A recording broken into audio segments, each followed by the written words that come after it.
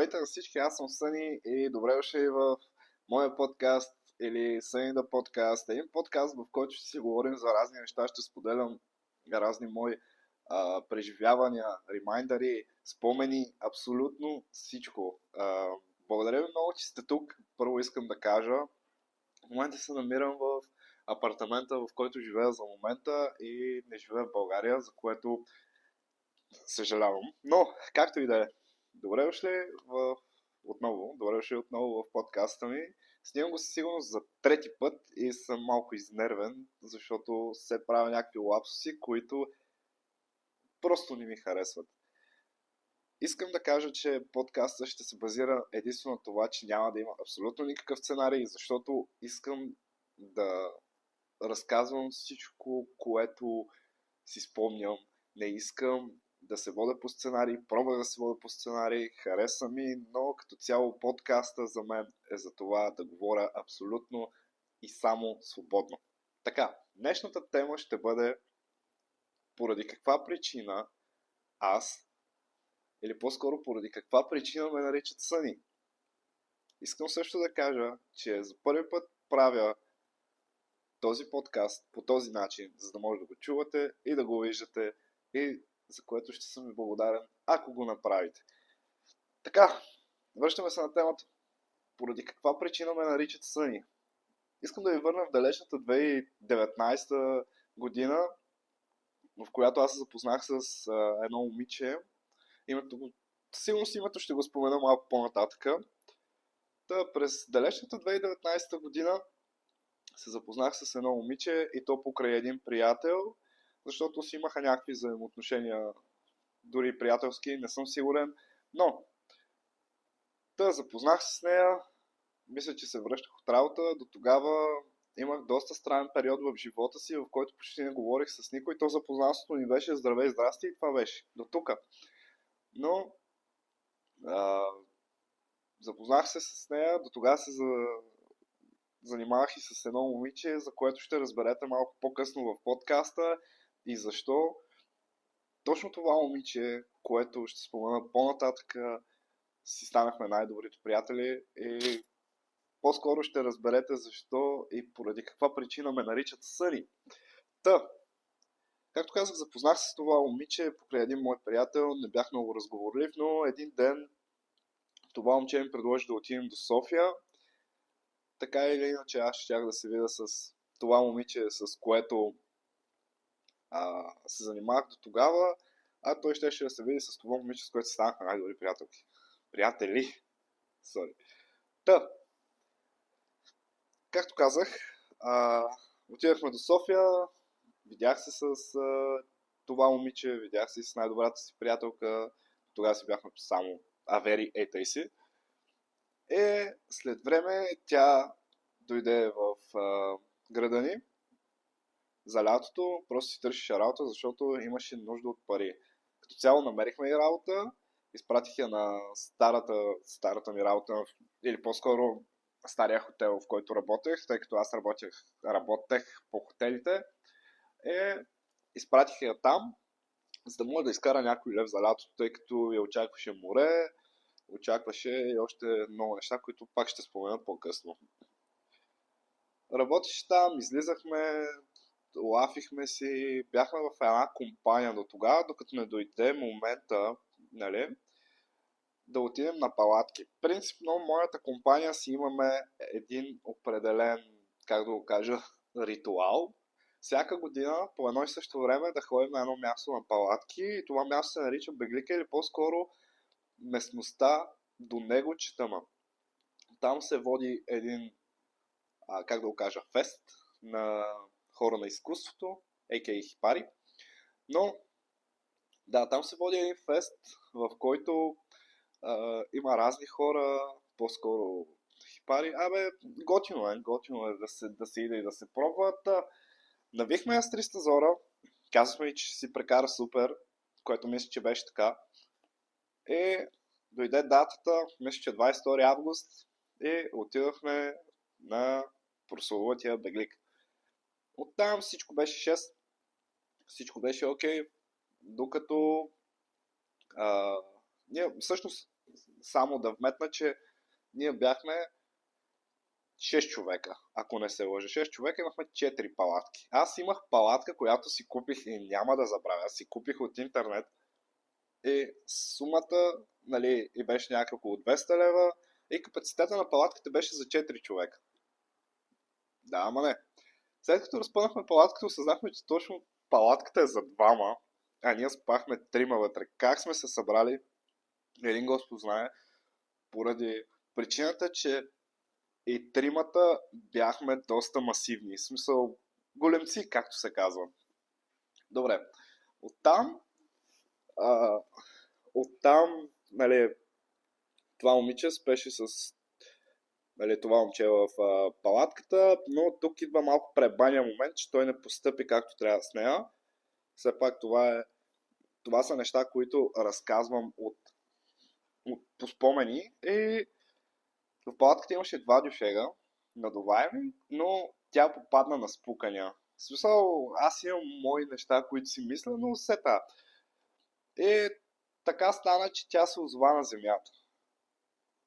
След което, не знам дали знаете, но всъщност аз сами съм доста, а, как да кажа, грижовен човек и след като разбрах това нещо и предложих, ако иска да спи в колата, тъй до тогава карах Ford Mondeo, комби, казвам ви, уникална кола, дълга, със сигурност ако се бутнат задните седалки, 10 човека могат да си спят без проблем отзад. В смисъл да стоят седнали, съжалявам. Та, предложих и това нещо, казах и ако не е проблем, тя ми каза, аз сама в колата няма да спя поради простата причина, че все пак, знаете, фестове има и пияни хора се напиват и причината е, че може някой да е стресне, да й чукне на прозореца, все пак не беше затъмнена колата и нищо не се знае до този момент. Та, оттам, тя се нави да спи в колата и аз си казах, окей, аз ще спа на предната седалка. Оттам спорихме дали ще ми е удобно, както и да е. Та, вече спахме в колата, нали, прекарахме, дадах палатката си, която тази палатка не я бяхме, ще го кажа по мой начин, опаянти или както трябва и причината е, че почвата беше доста мека. Както и е.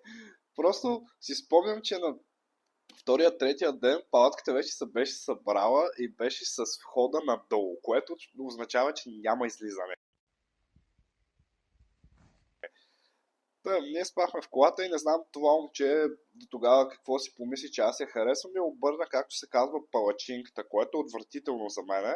Аз го споделих и с него. Отвратително е това нещо да си мислиш неща, които не са така, но там дойде и момента, в който ние се, така да го кажа, задушихме, станахме си приятели, почнахме си споделяме разни неща и тя е причината аз да излезна от периода, в който бях или по-скоро имах някаква депресия, лека, но все пак депресия, поради простата причина, че с момичето, с което се занимавах, просто имахме проблеми. Така, както и да е. Тя ми помогна, даде ми доста съвети. Като цяло тя е човека, който ме дръпна, както се казва, от калта. Изкарахме си добре, разхождахме се, правихме си мухабет, слушахме музика, намерихме общи интереси и оттам идва и Sunshine. За да го кажем по-съкратено, Съни. Тя казваше на мене Съни, аз казвах на нея и така остана и до ден днешен. Та, мисля, че да. След като вече прекарвахме известно време на Белгика, дойде момент, в който трябва да се приберем. Нали, пътувахме заедно към вкъщи, колата ми се развали, само да кажа, че името на колата беше Гарфилд поради неясна причина, но все пак. И колата ми се развали и то точно пред нас.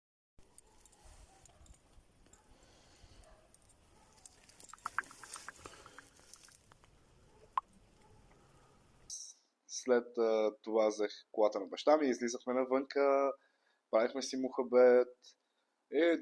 Тя ми сподели също с набеглика, че ще се изнася с най-добрата си приятелка на квартира.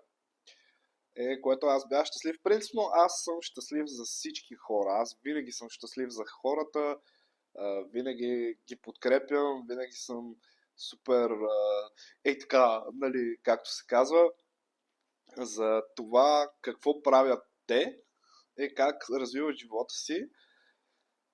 Аз бях супер щастлив. Прибрахме се от Белгика, тя се прибра на София и оттам на един ден получих покана аз да им отида на гости, което за мен беше вау.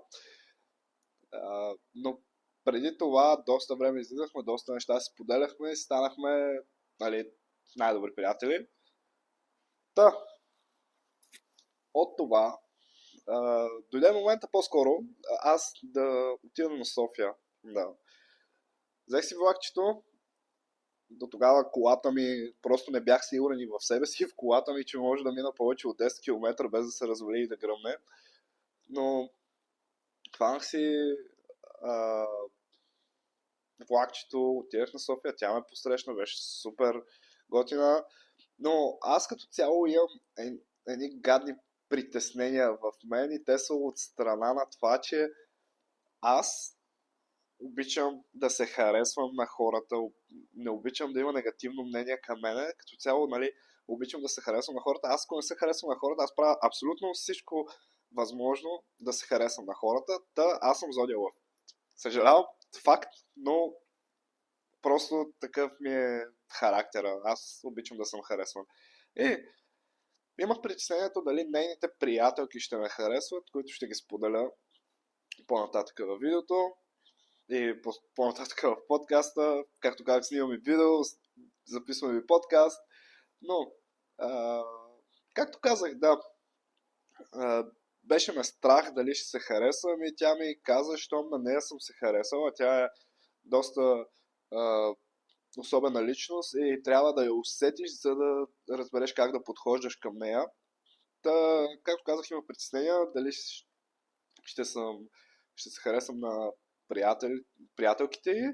Дойде момента, запознах се с тях, оказаха се супер чил хора. Заклевам се, отдавна не съм намирал такива хора.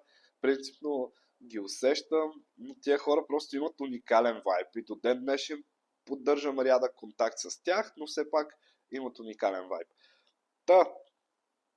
Започнахме, тъй като аз съм барман и имам уникални умения в бъркането на коктейли, чаши и всякакви такива неща. И както се събрахме вечерта, правихме си супер дип разговори, пихме алкохол, нали, неща, които съм правил, пихме и алкохол. И така доста добре си повлияхме, както се казва, надушихме се. Просто аз искам да кажа, че те са уникални хора и до ден днешен и супер много, много се радвам за тях.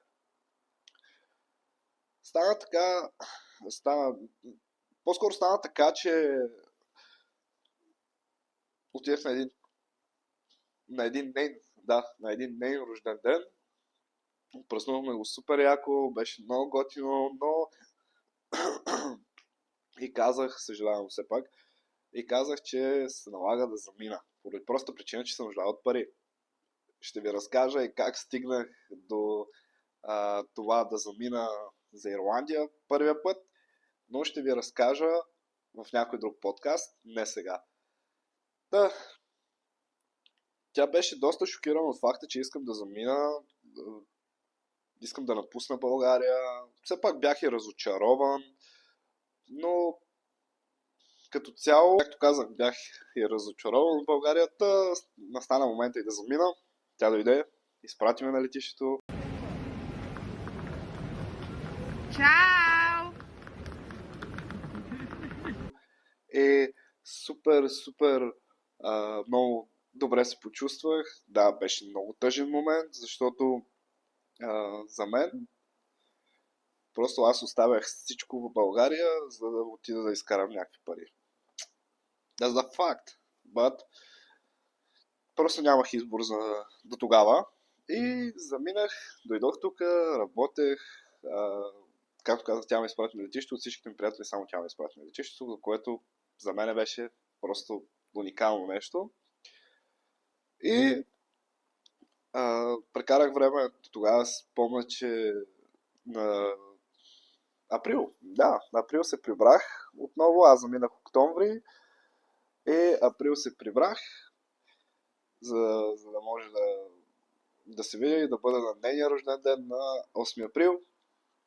Оттам се видях с нея, тя ме посрещна, беше супер щастлива, че ме вижда и видяхме се, всичко беше просто уникално, беше много готино, бях и на рождения ден и тук се намесва и другото момиче, Ния, благодаря и много, ето споменах я, Ния, благодаря ти много, че ме приюти във вас, за да може да остана за няколко дни. След това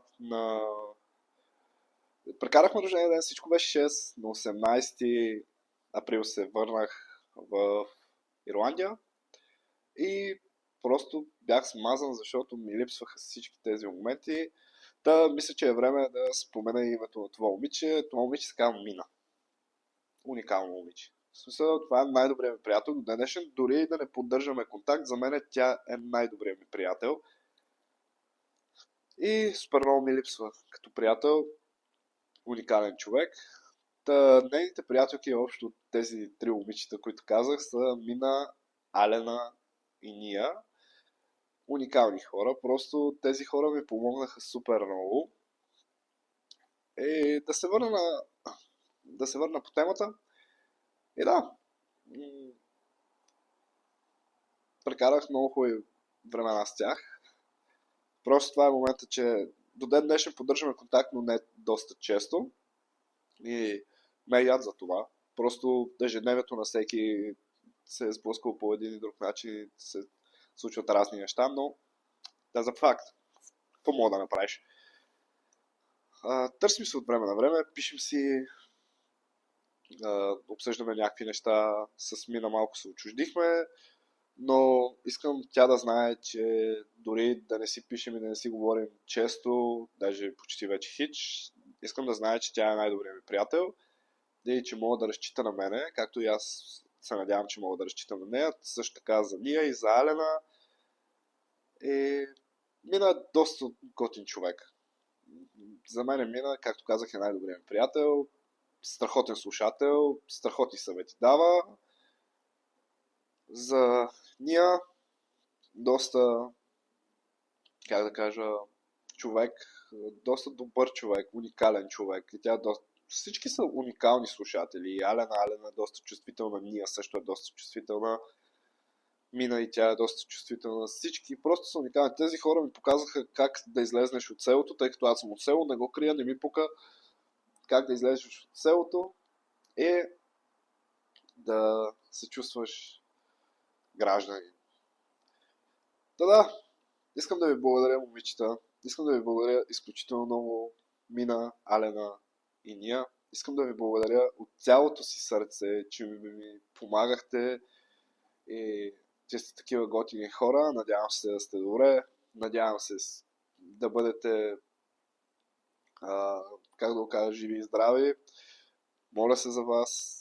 Искам всичко да ви е уникално. Искам да вървите напред.